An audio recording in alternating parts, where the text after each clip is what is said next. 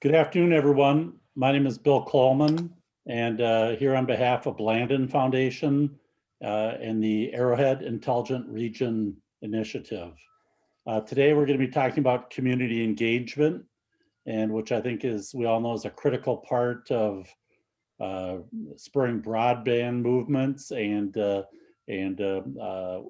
dealing with community change. Today, again, we have Robert Bell with us from the Intelligent Community Forum. So we're going to get right into it. Welcome, Robert. Well, thank you very much, Bill. Appreciate that once again, the chance to speak with you from, I would say, snowy New Jersey to no doubt snowier northern Minnesota.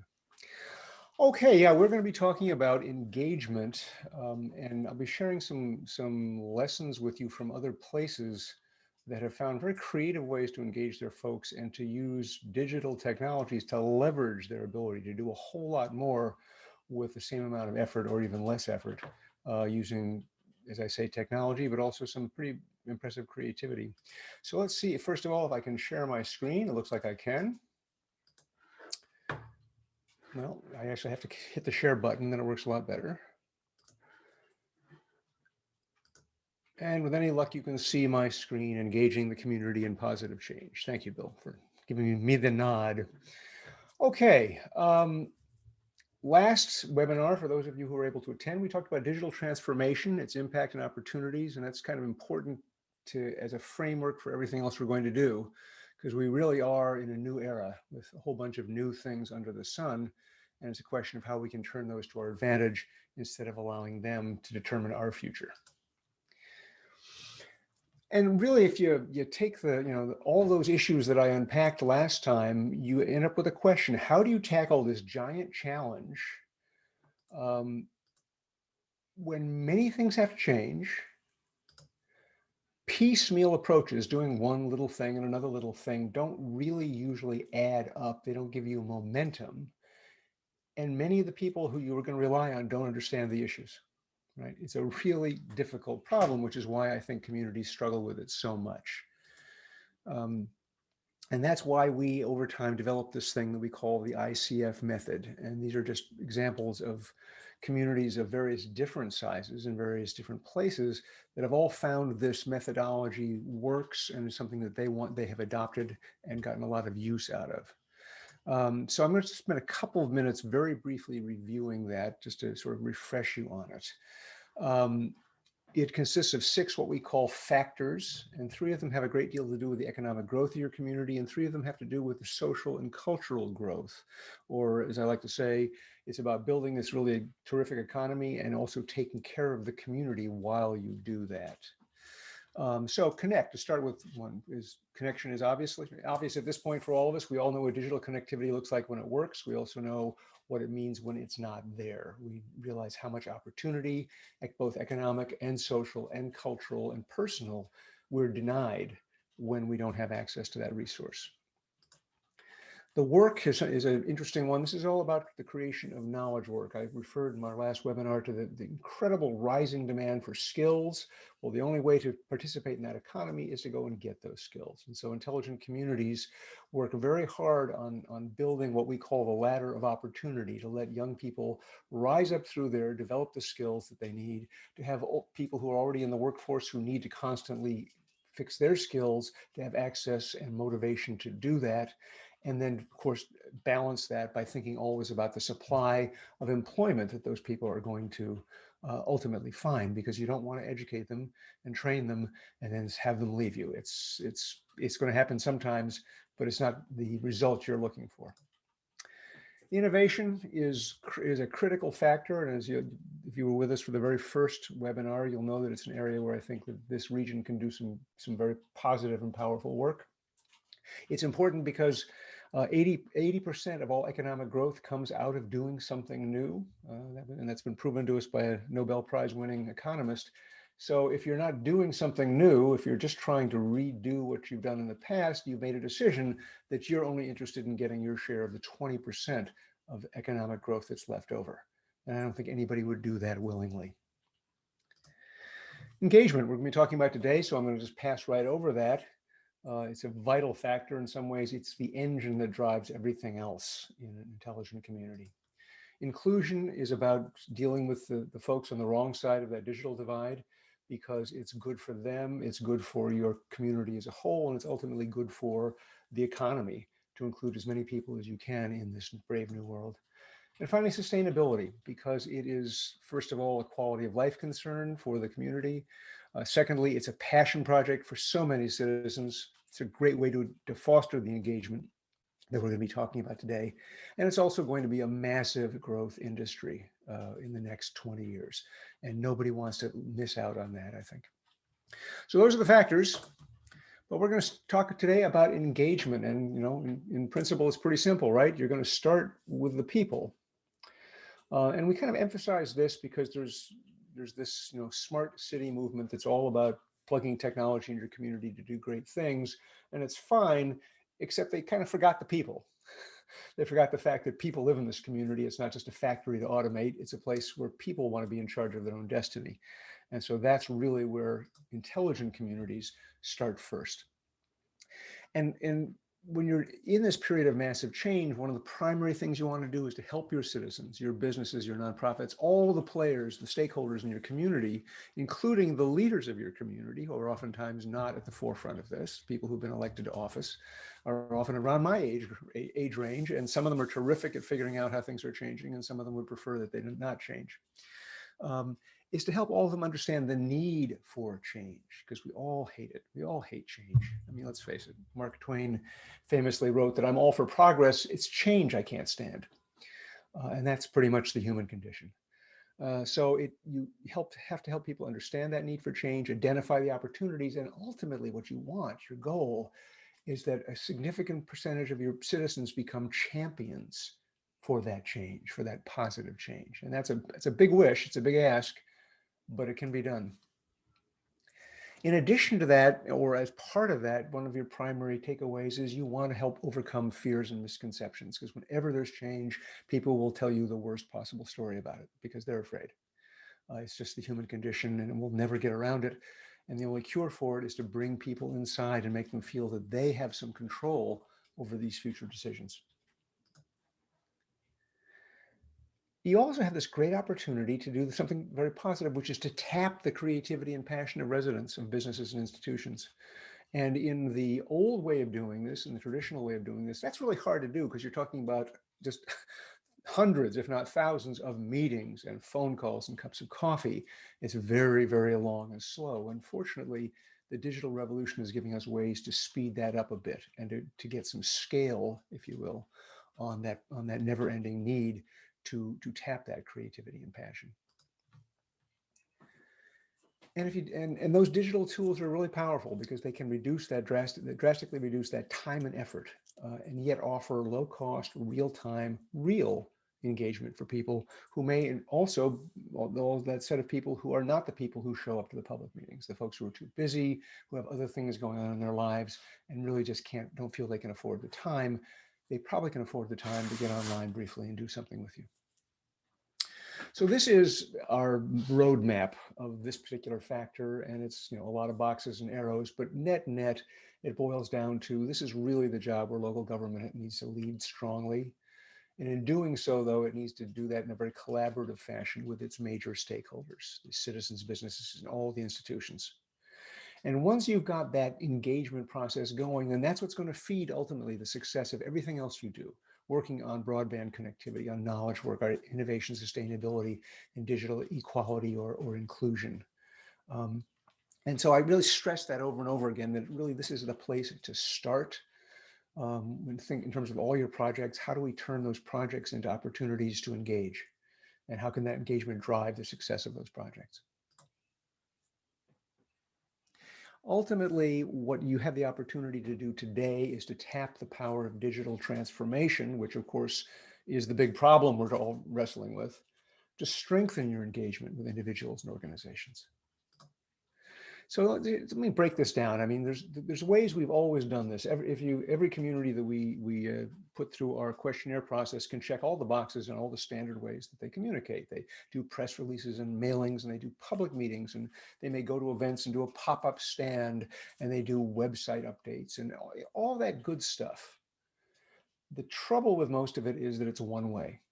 It goes from me to you. And typically it is something that we do when we're ready to start selling something we've already decided on doing. Right? I mean, that's just natural. The product's on the shelf. We made the decision. We went through all the hard stuff, the planning and the budgets and the feasibility studies and the council meetings and the decisions. And we finally say, all right, we're going to do this. Now it's time to sell the public. That model doesn't work very well anymore because we have digitally engaged citizens. So you do see communities stepping up and going, all right, so digital communications, we need to get into a lot more email and social media and online video and animations and interactive presentations so people can look and touch and feel what we think the future should look like. And that's good because then you're going to reach a lot more people. And that's a big plus. But there is another level of this that's beginning to become available to us, and it's true digital engagement. There are tools that are quite cheap actually out there that lets you digitally engage with people for online brainstorming and for group decision making, their crowdsourcing platforms. More advanced places go on to e-voting, e-referendums for things. Some of the more interesting examples I've seen have actually been participatory budgeting. We put draft budgets out there and people comment on them, and we work that process with them online. Something we could never do face-to-face. We could never do it with any of the traditional methods, but you can do it because it happens fast and it doesn't cost very much. And so what you end up taking out of that toolbox is going to depend upon what your needs are. But this is just really a call for you to be aware that there's an increasing number of these kinds of platforms out there. And when you're trying to solve a problem that affects the public, they can be very, very powerful. Ultimately, what you're trying to do is to transform the classic educating the public into a cooperative learning opportunity. And I know that sounds very, as Winston Churchill said, democracy, you'll see the worst parts of democracy in a 5-minute conversation with the average voter, or the greatest argument against it. But nonetheless, you're going to, that cooperative learning opportunity with the people who you serve, if you can get there, it's incredibly beneficial to the community because it makes more and more people feel engaged in the future. And so when bad times do come, as they always do, you have a reservoir of goodwill that's going to see you a very long way. So I want to just do a little bit of quick storytelling. And these are going to be 3 stories about communities that are of relatively large size. They're small cities for the most part, but they're still much larger than many of the communities that we're working with here in the Arrowhead region. But nonetheless, inside their experiences, I think are key takeaways that for everybody trying to engage the community in helping to create a better future. So this is Dundee, Scotland, up in the northern part of the United Kingdom. It's got a population of about 150,000 people. And this is a place that has come back from the dead. To make a long story short, Dundee was famous as an industrial and a shipbuilding place and a center of journalism and a whole bunch of other things back in the early part of the 20th century. And they just fell off the rails about as hard as you can. Plant closures, well, I'll go into some of the details right now. I mean, the deindustrialization wave of the 70s just savaged them. It threw tens of thousands of people out of work. It created this perception of terminal decline. And having lived in New York City during the 70s, I can tell you, I know what that feels like, because at that point it looked like it was going to happen to that city. And it was made worse by extremely aggressive activist unions who were, just making life very hard for any manufacturer who wanted to move back in. Population loss, services loss, tax rolls falling, the whole terrible picture. So they lived with that for way too long. And then in the 1990s, they discovered an interesting phenomenon. There's a couple of universities in Dundee. And as in the traditional model, they are literally up on the hill, and they were pretty separate, it seemed, for most of the history of Dundee from the real life of the city, the economy of the city. But in 1990, some new research revealed that while manufacturing was just continuing to bleed jobs like crazy, the universities were actually driving some new job growth in publishing, life sciences in Dundee, software, animation, media, computer games, industries that hadn't existed before. And so the city decided, fine, if that's happening, let's get behind it. They began launching a series of programs and investments in collaboration with universities and businesses to try to see if they couldn't get some additional, pizzazz out of that movement that was happening already. Well, one of the 2 universities, Abertay, decided, hey, if we want a part of this, they introduced a computer gaming degree program to leverage Dundee's growing game industry. And when I say gaming, you probably never heard of Dundee in that connection, but they're basically do a lot of white label things. So that terrible game where people drove around in cars and killed each other, Vice City, these guys actually wrote most of it. Gave them nightmares at night, I'm sure. But here's where things get interesting in terms of engagement. In 2000, the city and Abertay created an international competition they called Dare to be Digital. Dare to be Digital. And in this contest, they'd invite contestants initially from Scotland and then the United Kingdom, but Europe and eventually worldwide to submit ideas for new designs for video games. And they would select a group of finalists and they would come to Dundee for 10 weeks of intensive training with professors and gaming executives. And at the end of that, they would produce a finished game on this specialized platform that the university provided. And the judging for this would take place at a public festival, which is not an idea I've run into before in this kind of context. And that annual festival attracts Dundonians of all ages to come in and play the games and vote on their preferences, which is the best game. And so what they're doing is turning local companies, programmers, the university into champions for the community. They are educating and engaging the public in an industry which is attracting new talent and investment to Dundee, right? So they're just taking something that was a good, sensible university program, very clever actually, university program, and finding a way to turn it into a true engagement with the public that lets the public know where Dundee is going in the future. And it also, of course, is a global magnet for students and the global gaming industry professionals coming to that university. And where's the university? It's in Dundee. So it ended up ticking a lot of boxes of economic development, engagement, and so forth. But it was mostly about imagination. And again, a very, very powerful story of imagination. So the takeaways for me, again, for any community anywhere, and here are the great, here's some from, I don't know what year this is, the great Dundee Dare to be Digital kids. To me are, if you've got an existing resource, that's what you need to focus on leveraging. The university had this idea, wanted to do something. The city grabbed hold of it and said, absolutely, we want to, first we want to learn about it, which they did, and then we want to do something to make it benefit the community in the biggest possible way. And that vital thing that I've said before, and we'll probably be saying every webinar, these partnerships of city, of university, or community college, or even high school and business all working together to produce a better result than any of them could do alone. And then finally, engaging and entertaining the public. One of our participants today is all about trying to create some fun to attract people to, in this case, a autonomous shuttle bus program. I'm sure you've all heard about it many times because she is passionate about it. But in the process, you're helping residents understand the importance of, in this case, an industry that's vital to the city's future. Okay, so that's Dundee, Scotland, Dare to be Digital. I'm going to take you next to a place with a bit bigger, 438,000 people in Tallinn, Estonia. It is actually our Intelligent Community of the Year this year, and quite a remarkable place. And parts of their story, I think, apply to a lot of places. Again, this was a post-Soviet nation. When the Soviets pulled out in the 1990s, they left behind a complete shambles. And today, Estonia has the highest number of new startups per person in all of Europe. And it's a really interesting story of transformation. So in a shambles when the Russians rolled out, their reaction was to spend government money to launch this really big effort and build an IT-driven economy. So they built a tremendous number of e-government services. I mean, and when I say tremendous, you'll see in a moment what I'm talking about. They ended up creating one of the world's most sophisticated e-government platforms, right? And that's interesting. And they spent a lot of money on it, which we don't have. I certainly don't have that to spend.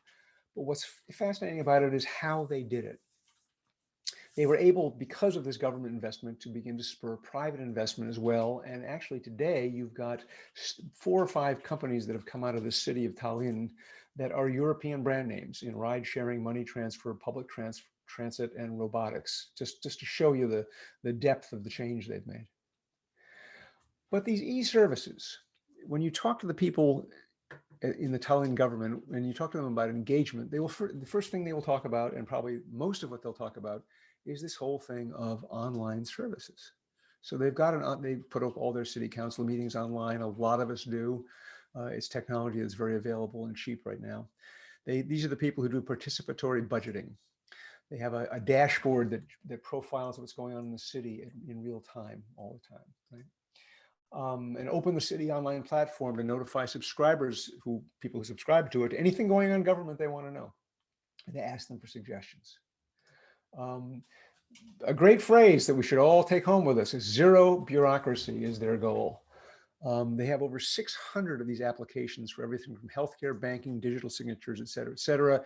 To understand what it means, if you get born in Tallinn or anywhere in Estonia, the system automatically generates your birth certificate and triggers social welfare outreach, a visit by a health nurse to come and talk to you about taking care of a newborn, and a series of advice emails without you ever doing a thing. So obviously very impressive. They got a great IT department. They do a lot of work. They've built out systems now to let them roll out a new application in a matter of days. So really cool. But here's the real takeaway for all of us. When I spoke with them recently, they talked about, not about technology, they talked about trust. But the only way that this kind of engagement, this digital engagement, is going to work is if people trust in it. Now in Tallinn, that's probably easier than it is here in the United States, because they put into place very early a digital ID card system and a password. So long before there was two-factor authentication, they had a very secure means of logging into their services. And your digital ID card is your ID card. And the email address that you're automatically issued when you're born in Estonia is your permanent legal address. So they're serious about this stuff. But here's the real thing. Estonian law gives every citizen ownership of their personal data. And they actually have systems that track how it's accessed by government and lets you see, it alerts you when your data is accessed. So if you have a problem, you can do something about it. All of their data, except the confidential stuff, is open. Cybersecurity is built into everything. And these are the guys who can put their hands in their hearts and say, we know how to do this. Because actually, while they were attending one of our summit events, Russia launched a major cyber attack upon them because they had the temerity to tear down a statue of a Soviet soldier. And they survived it. And NATO was so impressed that it put its cybersecurity center in Tallinn. So that's part of trust, making sure that the people that you're trying to protect are safe. So here we are in the beautiful city of Tallinn, where it never snows, I'm sure. And the takeaways for all of us are trust is critical. You have to protect your users. You have to be the source of the most trusted information. And of course, we've all been through a time of a lot of misinformation out there. And communities that work hard to make the things that they tell the public absolutely dependable are going to win. Digital offers you all kinds of new and better ways to serve the public. It just requires an open mind about what there is and an effort to learn about them. Like most digital tech, it's incredibly cheap compared to anything else you can do. It does, however, take some effort to find out about it and to make good choices about it. And it really lets you scale up, right? I mean, in a place where, particularly in a county-sized place, many rural communities are obviously vast in geographic size. It really lets you reach a heck of a lot of people cheaper and faster, and give you an opportunity to learn from them. And I'm talking about just phones. People who have mobile phones. A lot of this is done over the phone and not over a hardwired connection. So that's lessons from a place in Eastern Europe called Tallinn. And finally, we'll come back to North America, to a very big city, Montreal, up in Canada. A very beautiful, beautiful place. And since it's a French-speaking city and a French-speaking province, everything there is extra beautiful. What's impressive about them is not so much their, the scale and so forth. They're a big city, so of course they can do things. It's the imagination that they have brought to engaging people in the future of the community. So, right, they've had their problems. They used to be Canada's business capital, and then, I mean, finance, corporate headquarters, heavy industry, the whole 9 yards. But that Francophone separatist movement, for those of you who were on the earth back in the 60s and 70s, you know that it was a very big deal. and it really hurt investment and drove headquarters right down to Toronto. Meanwhile, of course, heavy industry was starting to fall apart as an employer, and things just got pretty bad. So a new mayor was elected, and he succeeded in attracting, doing some good economic development, digital, aerospace, health tech, et cetera.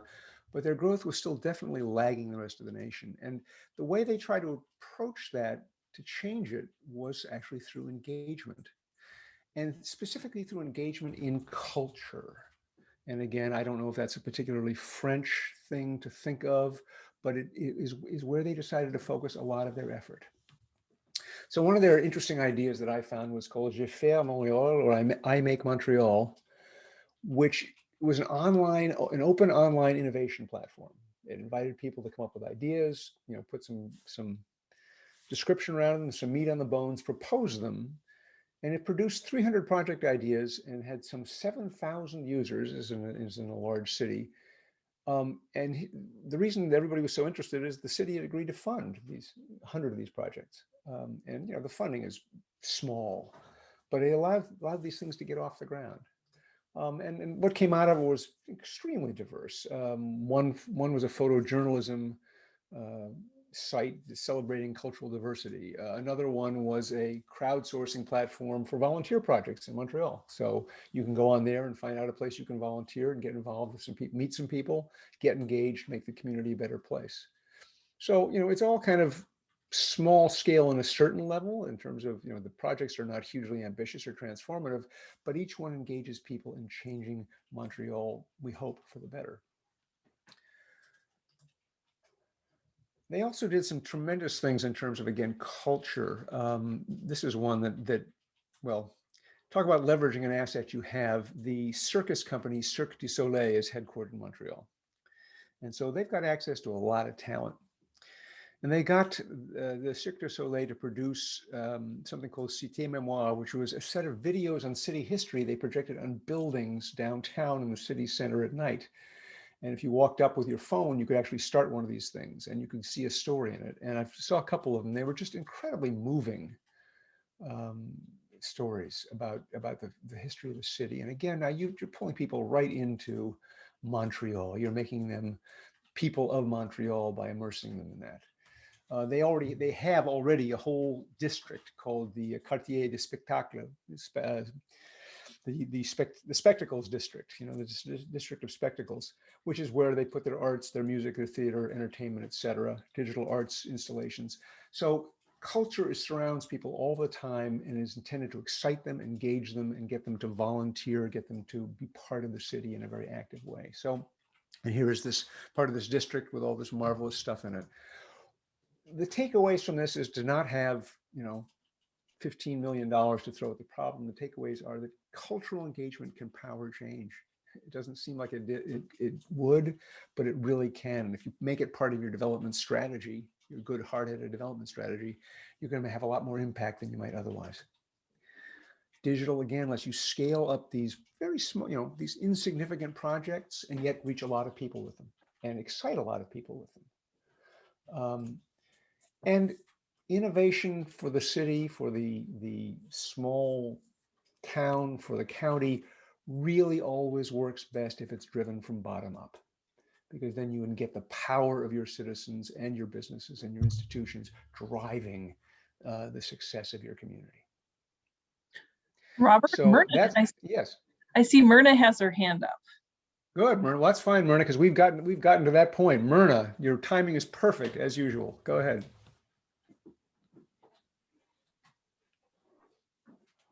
Yeah, it'll unmute. If you just curse it a little bit, it'll probably unmute.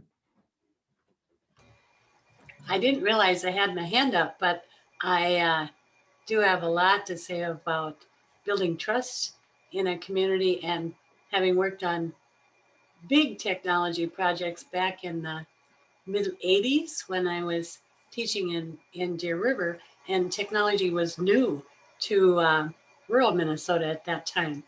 But from the grassroots up, I totally agree with that, and finding something common. I guess I didn't realize I had my hand up, so I don't know how that happened. Yeah. I apologize for doing that, but thank you, Mary, for calling me out because I wanted to compliment you on your presentation so far. Oh, well, thank you. Thank you. We'll hope we finish strong. So anyway, other questions. I threw a lot at you. Engagement is one of these things that, like everything else, the digital revolution is doing to us. It's changing that.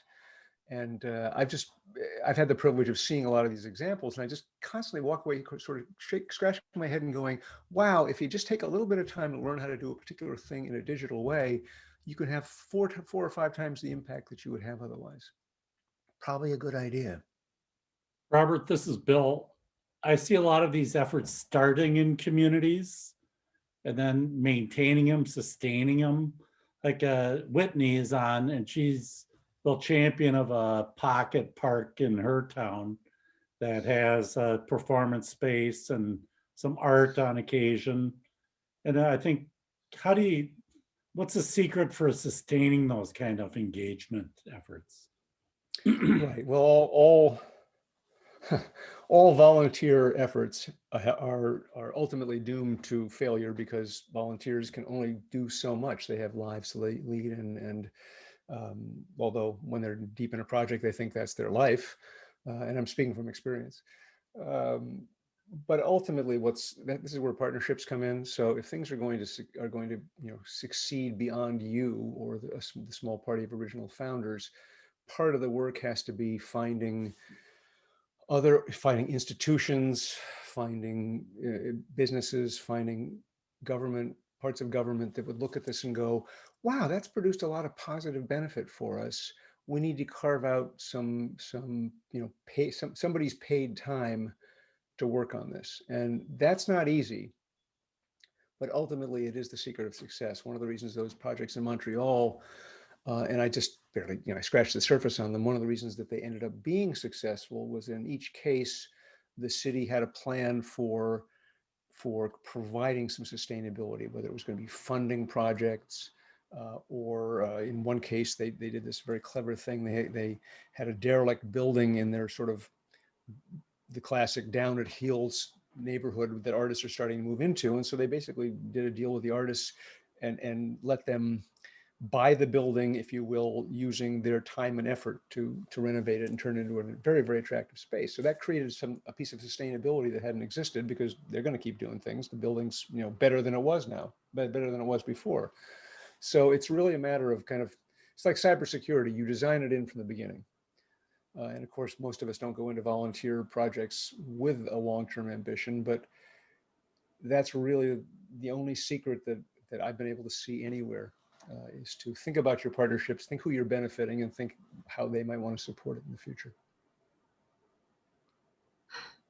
I was just thinking, Bill and Robert, what you were saying is, the Chisholm effort started quite a few years ago. It was all volunteer, but now they have hired a full-time city staff person to start leading these projects.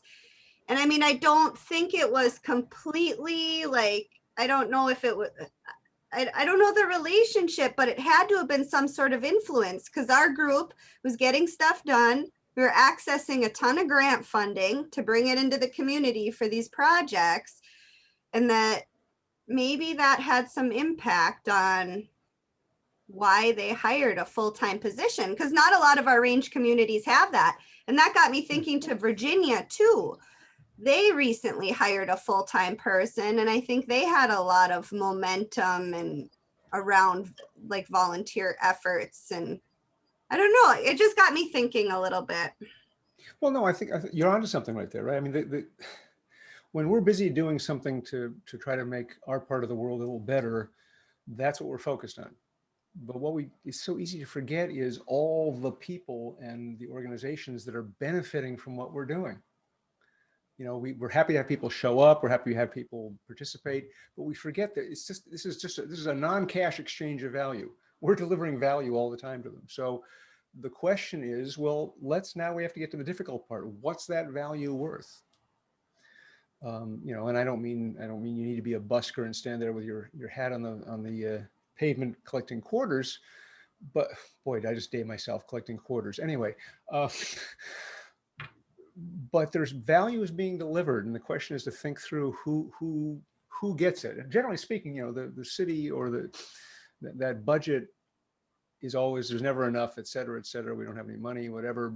But that's kind of what cities exist to do, to create a good environment.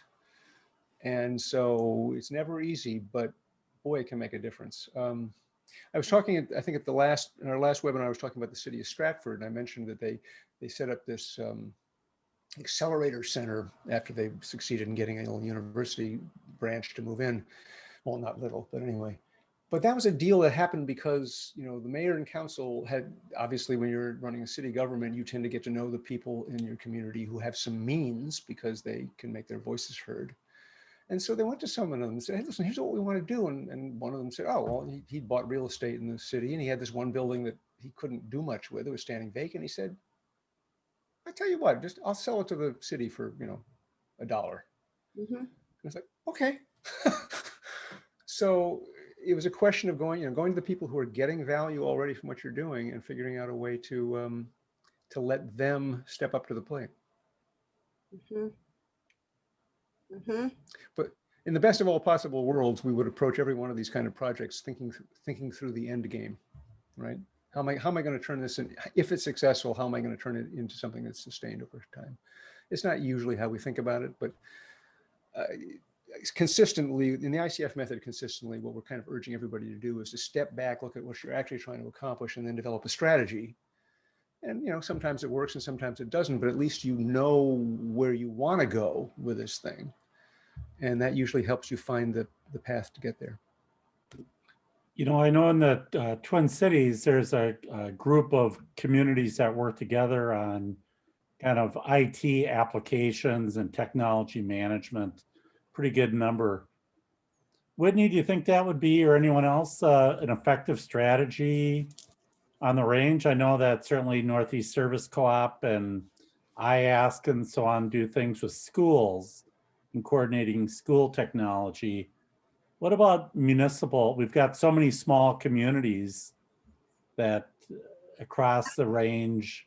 I've always thought that, you know, my position is a community development representative, right? Like, so I always thought, how valuable would it be for our region to have like a technology community development person who could go out and help our small nonprofits, cities, townships, you know, think through their technology purchases and applications. They're not there to do the work. You still hire the private firm to come in and implement the solution, but you kind of have that person there helping you right size and purchase the right equipment that actually move you forward. And I've always been really intrigued on that idea, but I'd Well, like I to think there's an bounce. idea you. I'm sorry. Go ahead, please. I was just going to say I'd like to bounce off of what Whitney is talking about. I represent about 16 small rural communities within Itasca County, and doing their community development and helping to assist with identifying those projects that they can then work towards. And something that in working with those communities, some of them have a population of 100 people. They don't have the staff, but we've identified that because of where they're located, there's a high touristic aspect, and they need to have more technology advancements within their community, ways to display, marketing reasons, those kinds of things. But they don't have the capacity within their community, let alone the experience to be able to do that work. So what I agree with what Whitney is saying, but I also take that a step further. And I do think at times there might be a way to also partner with even the schools, to leverage kids who are either doing coding or are interested in that kind of like IT world where they can get hands-on experience. It doesn't cost the community a lot, if any. It could be like a stipend or just an internship, where they gain that experience, but the communities that have a very restricted budget are able to meet the needs that they are identifying within their community. And then to add to that, because of COVID and all of the businesses that we have been trying to support, one of the things that has been extremely just kind of loud and saying that there's still a gap is that a lot of the business owners are busy running their business as far as like hands-on, and they don't always have the time to dedicate to the back end of their business. And I think that there's opportunities to be able to assist businesses with teaching them about technology, whether that be, you know, the QuickBooks aspect, or updating a website, or even, you know, remote calls like this. It's something that the work that IEDC and myself have done, we've certainly identified through the crisis of COVID that there's a need, not just through municipalities and schools, but also in the private and public sector. I think I couldn't be clearer. A lot of things sprang to mind while you were talking. I mean, what you're really talking about is some kind of shared services organization, right? I mean, when Whitney was talking, I was thinking, well, sure, you absolutely want, you know, you need advice and you're going to hire the private sector, but wouldn't it be great if you could get together orders from 10 different communities and get yourself a lot better price on them? And that's not easy, but it's a classic thing to do in this kind of situation. Just a couple of stories. I mean, the city of Columbus, Ohio, which is the state capital, has this really cool app called My Columbus, and it's all the things you'd think you'd be when garbage collection and snow plows, where are they, and you know, all the things you want to know about the city. And they got a couple of students built it, and the IT department, you know, worked with them and kind of helped them along. And they liked it. Columbus liked it so much that they scared up a few $1,000s to send it to a professional developer to just, you know, polish it a little bit. And you can download it today. It's one of the most popular apps in Columbus. So yeah, those kind of resources do exist. Matter of pulling them together. Another great example is from the city of Stratford.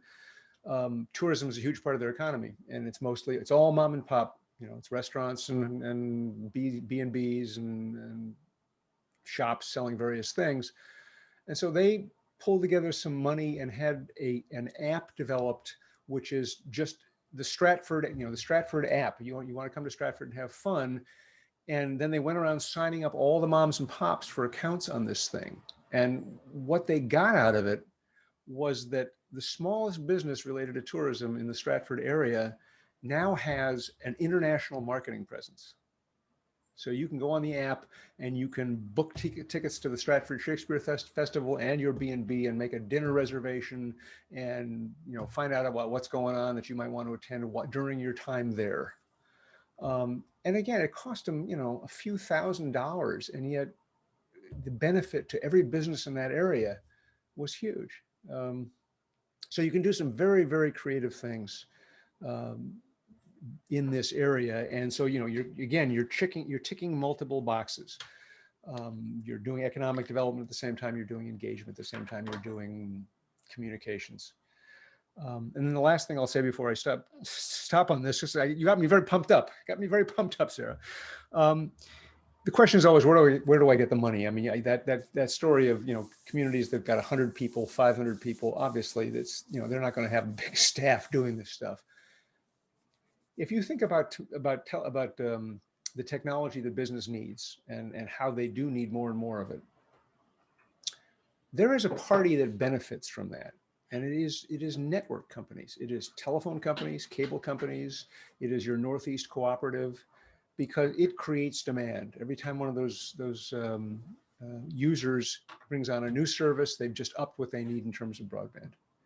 If you need some money for something like this, going to one of those companies where you've got a good relationship and making the case can very often scare up some dollars to fund an ongoing effort to drive technology into small business. I haven't seen that particular example yet, but I know it can be done.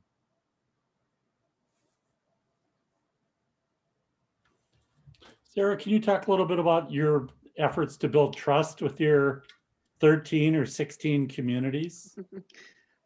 Sure. So I don't know if everyone knows, I'm originally from the Twin Cities of Minnesota, obviously, and I started my work in Itasca County in 2019, but I have strong roots growing up, coming up here to a family cabin. So I had the passion for the communities anyways, because that's all of my memories as a kid. But it was more or less just very organic. I I think some of my strengths is just being able to talk to people as people, regardless of what position they play within the community or the county, or, you know, business owners.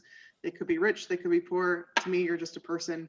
And I think that plays to that strength of being able to relate to these folks. Not to mention the fact that when I started this started this role within the county, one of the things that was very prevalent is that folks had people come into the communities like myself, gathered information, and one thing that was repetitive in working with communities was, are we ever going to see you again? And so it was a lot of making sure that when I said I was going to do something, that I did it, and I did it before I promised I'd get it done, to really create that trust and create that open line of communication.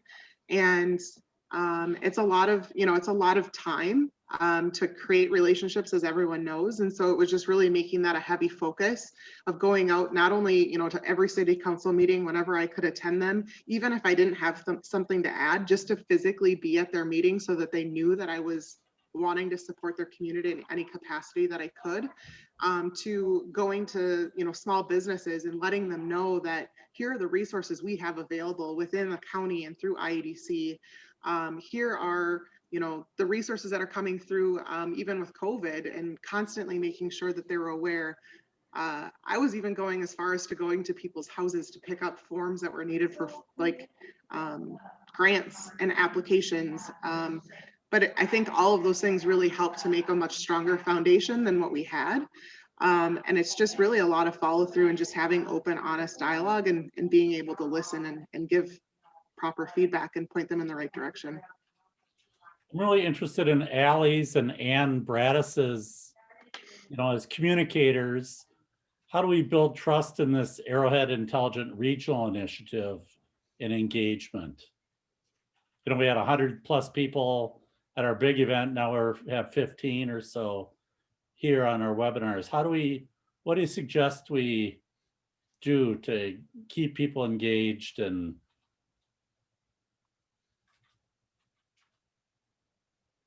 I was just, oh, sorry, go ahead. Oh, no, this is Ann Bradis calling in Grand Marais. I think you're well on the path.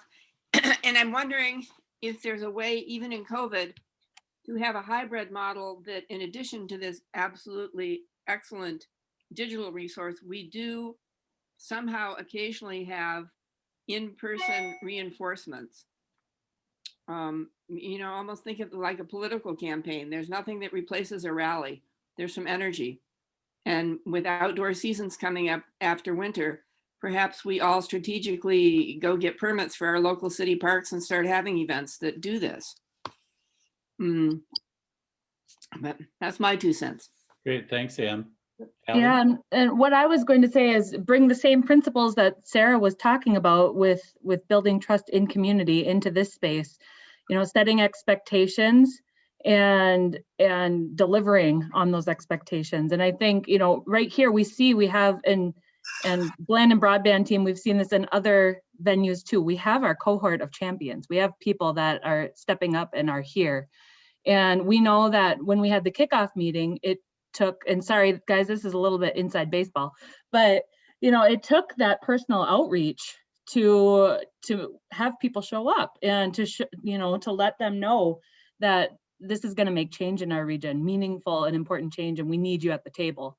And I think that we can, with this cohort of folks we have right here, make those personal connections so that it's prioritized and people show up because they saw the value of it that first meeting. So I think it's just, that personal touch and trust building is important.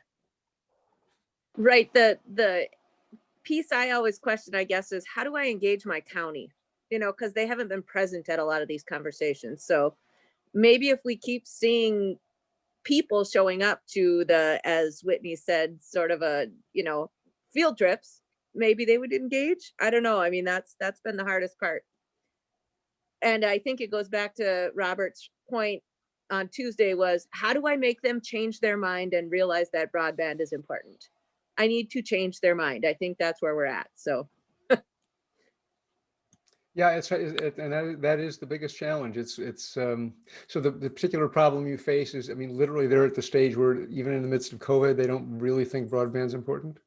Your city, I don't know how the I county think they commissioners think or it's whatever it is. important. Right. I think they think it's important. They just don't think that their role in funding it is important. Right, exactly. They Because, think it's somebody show else, me it's your somebody else's budget and problem. I'll tell you what's important to you. Yeah. That's. Well, if you can convince a couple of them to show up for our next webinar, I'm going to be talking about 5 different ways that you can approach getting connectivity. And all of them are about thinking a little differently about the role of the government in encouraging this stuff. It may not be what they expect. So there's a, if you've got a friend out there who might be willing to set aside an hour, maybe that'll help. But it's hard. It's hard getting people off that dime once, everybody walks around with these ideas in their heads, and they're not necessarily validated by experience. It's just their idea, but it's powerful. Robert, one of the, these tools are pretty easy to set up in terms of, community Facebook kind of things or Nextdoor or kind of thing. How do communities go to maintain a positive tone on those? How do you fight the trolls at the public level? Controlling the conversation. Yeah, well, Facebook is, Facebook. Yes. There are a lot of platforms where the city itself can have, its dialogue going on, and those are moderated dialogues. Once you get into those platforms, you do have the ability to, to moderate it and decide whose comments are going to be posted and whose are not. So that's work, by the way. Somebody's got to do that stuff. But that's how those things are typically managed. It's not the free for all of Facebook, bringing out the worst in humanity every day. That should be their new slogan: bringing out the worst in people every day. Well, I'm wondering I know interactivity is hugely important, but we've got, we had 100 people on the call the other day. And if we think about how can we get various people that were on that call to offer up positive messages or encouragements, or, maybe if we look at the people right here on this thing, we'd have, 2 or 3 weeks worth of messaging out there of, a few paragraphs about things I'm doing to make it, our region more intelligent, and whether it's Betsy could write up small business training, and Allie could write up, Blandon Foundation messaging, and Ann can talk about her kids' books and kids' adventures, and Sarah could talk about all the great projects she's doing up in Big Fork. So, maybe when does it turn from messaging to spam? Well, I think it's about, I can't remember, I'm sorry, I can't remember because we had so many good comments. It's about the human factor, right? So one of the things that, well, just to give you a concrete example, I'm an active member of my church, and we're doing our stewardship drive, right? So I've been doing Zoom interviews with folks to try to produce a 30-second clip that says, why do I bother? Why do I come here? Why do I support this? And so, you get the recording from Zoom, you put it into iMovie or whatever, clip it, and make that something that goes out by email, or a link to it goes out by email. Seeing people we know, people who are local to us, people who we identify as having similar life experiences to ourselves, they're your best spokespeople. So I think that kind of stuff can be very engaging. And again, it's quick. 30 seconds probably isn't enough for the things you were talking about, but I don't think it'll come across as spam. It'll come across as human stories. I've got an idea. This is Ann Bradis in Grand Marais. And it's an idea that I've really responded to personally from 4-H. Usually they are, obviously very person and animal centered, and through county fairs, well, their whole model has been blown apart by COVID. They're doing such a great job of reinventing themselves. Certainly in Minnesota, I don't know about the rest of the country, but one of the things they're doing is sending out kits. So for example, you can get a farm animal kit every week, where you simply just have some guided exercises to making your usual posters that you show at the county fairs. What if we all, with our various projects, had some intimate way that distinguishes us from spam, Bill, to your point? So for example, in Grand Marais, we got a CARES grant for the kids to write a book called Safe and Happy, A Children's Guide to Thriving in the Pandemic. That is being printed now and we'll Wow. also have a PDF. What if we invited through a kit or something, or a template saying, please community XYZ, send us your ideas. We have an activity guide too. It's mainly how do you stay positive and keep kids happy. And we keep making a giant, I don't know, a digital encyclopedia of what Minnesotans did to stay safe and happy. Anyway, I liked it. The point is, I like the kit model. It didn't seem spammy. And I Yeah, thought, Because you're offering something to people. You're offering something to people. right. I like to just, from a person, I'm just an individual. I don't represent big groups like you do and have any kind of titles. But I didn't care about accessibility until 26 and a half years ago. I was in a wheelchair. And it became personal and a passion of mine to help not only myself, but my friends have a better quality of life if things were more accessible. So it goes with broadband too. When it becomes personal to you and you see some gratification or some way it can help you, that's when you're going to get on the boat. And until it becomes personal, I really don't think people, I talked to a few people that were at the big event, but then not here. And I said, hey, how come I didn't see you at the webinar? I thought you were interested. Well, I am, but right now I got all these other things and it's not going to happen right away anyway. So why do I get involved? Well, that's why you need to get involved. You need to be that person with a passion to say, if you see a passion, if you see a future in this, get on the bandwagon, do what you can to help, but make it personal to get yourself engaged. I like the bandwagon visual. Yep. Make a better Minnesota now. Yeah, Myrna, you raise a good point there. Especially when you say that comment, because some of the professionals working in the broadband world aren't living it, right? Like Betsy's lived rural. That's how she first got engaged. She didn't have access at home, right? And now she's one of the biggest champions in the region.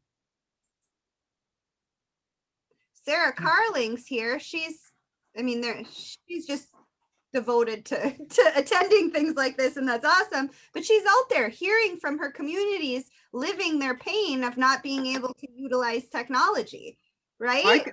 I can tell you, I have multiple experiences with this, and one that I like to use is it's not just residents. In a city where they're supposed to have high-speed internet, and that's why there's some obstacles, right? They have a contract with a provider, they're saying they're meeting the need, but they're really not meeting the need. A business wasn't able to sustain internet capabilities to run their business, so they were running their business off of a mobile hotspot from their phone because the internet provider that they were paying for wasn't able to support their point of sale system. So that's inside a small rural community. That's not even rural. Like that would still be considered a city. It has public utilities. And that's just one example of dozens that I have. But yeah, you're right, Winnie. Well, good. Thanks for all those comments. And as we continue to build this initiative and go through the events, any help you can give us into helping to spread the word on next week's webinars. And I think Whitney and Bernadine and I and others are going to convene to talk about some of this engagement. And we'll see what we can harvest out of today and your ideas and try and move that forward. There's been a schedule change. It's my fault, by the way. Our next webinars are not going to be Tuesday and Thursday. They're going to be Wednesday and Thursday. Next week. Just right? this next week, right? Right, and just so you all know, the recordings are also going to be posted to that same webinar's webpage. I just posted the link again. So that's where you can find all the information. And share it with your friends, family, coworkers, anyone in your community or economic sector or whatever. So Thank you today- so much. Yeah, today's webinar will be posted. I'll probably post the link before it's done processing. So just come back in an hour maybe and it should be up there. All right. Right. Thanks, Well, everyone. all Thank so you, much Robert. for the time. And Yep. thank you Hi, for all everyone. your brilliant ideas. Great resources. Thank you.